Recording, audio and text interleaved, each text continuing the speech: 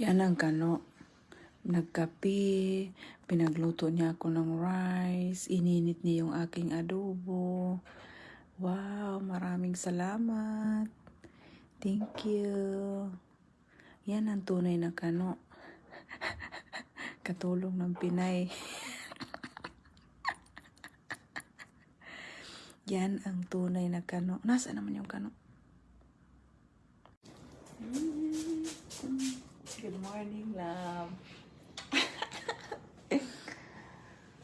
Gumawa siya ng kape, nagluto siya ng rice ko. Ha? Krama, marunong yan magluto ng rice ko. Ayan, oh. Ininit niya yung adobo ko. Adobo nga manok. Pamahaw doon ng asawa niya. Tapos nagluto pa siya ng rice.